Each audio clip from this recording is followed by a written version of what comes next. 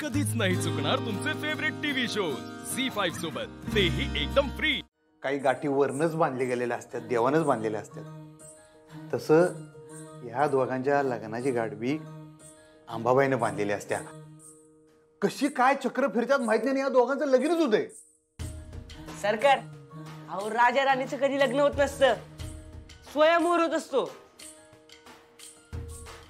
स्वयंवराचं काय खरं नसते ते तुम्हाला सांगू नको। यांचं नॉर्मली लगीनच होतंय। ते 7 जन्माची वचनं बिचनं देऊन अग्नीला 7 फेरे बिरे घेऊन पवित्र लगीन। हा तर ते लगीन झाल्यावर मग आपल्या राजकुमाराचा होतो राजा आणि राजकुमारी जी होत्या राणी, बरोबर। राणी राजाच्या गळ्यात हार टाकत्या, पण हार टाकता टाकता एक गमजा करत्या। ती काय करत्या, ती फक्त लग्नाचा हार टाकत्या, प्रेमाचा हार काय टाकतच नाही राजकुमाराच्या गळ्यात। ती म्हणते आपला का तुझ्यावर काय प्रेम बिम नावा, तुझ्यासारख्या आडाने गोळ्यावर कोण प्रेम करणार। राजकुमार म्हणते ओके तुमचं पण बरोबर आहे। पण ह्या सगळ्या परिस्थितीमुळे दरबारात सगळी खळबळ माजत्या, कारण हे शिकलेल्या लोकांनी हे आडाणी लोक काय आवडतच नसतात, त्यासनी काही पडतच नसतात, बरोबरच आहे। पण सगळी अशी खळबळ माजते आणि वातावरण असं जरा हार्ड होतंय। ह्या सगळ्या अशा तापलेल्या वातावरणात एक दिवशी आपली उत्साही कार्यकर्ती जी राणी असते नवीन नवीन झालेली, ती राजाच्या आईवर म्हणजे राजमातेवर आरोप करते।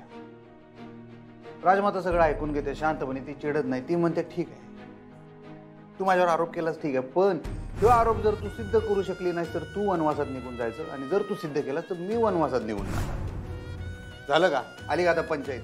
भांडणं कोणाची? ह्या दोघींची। मधल्यामध्ये अडकलो कोण? यो आपला राजा। काय काय बोलणार आता या दोघींनी? तो लई त्या दोघींनी समजवायचा प्रयत्न करतोय, असं करू नका, भांडू नका, या असल्या काही आटीपिटी घालू नका, पण त्या काही दोघी ऐकाय नाहीत। अडाणी तर अडाणी, त्या तर ऐकतच नाहीत, पण ज्या शान्या शान्या म्हणत होतो आपण त्या आपल्या राणी सरकार त्या बी ऐकत नाहीत। मग काय शेवटी व्हायच ते होते, राणी काय आरोप सिद्ध करू शकत नाही आणि ठरल्याप्रमाणे राणीला हद्दपार व्हायला लागते। ह्या सगळ्यात वाईट गोष्ट अशी होत्या की राजाला स्वतःला राणीचा हात पकडून तिला जंगलात सोडून यायला लागते, ज्या राणीवर त्यानं जीवापाड प्रेम केलेलं असतं। राजा स्वतःच्या काळजावर एवढा मोठा दगड ठेवून ही गोष्ट करतोय, त्याला बिलकुल ते आवडत नाही, पण करणार काय? ह्यांचं चॅलेंज असते ना दोघींचं। ह्या सगळ्या प्रकरणात राजाच वाईट ठरतोय दोन्हीकडनं बी, कारण राजमाता बी राजाला म्हणते हा त्या राणीनं माझ्यावर एवढे आरोप केले तरी बी तुम्ही राणीवर प्रेम करताय, आणि राणी तर चिडलेलीच असते का माझा नवराच मला जंगलात सोडून आलाय। थोडक्यात काय, राजाच्या मनाचा विचार इथं कोणच करत नाही। मग राजाचं फिरतोय डोसकं, त्याच्या डोसक्याची शीर उडत्या, तो एक दिवशी म्हणतोय आता बास।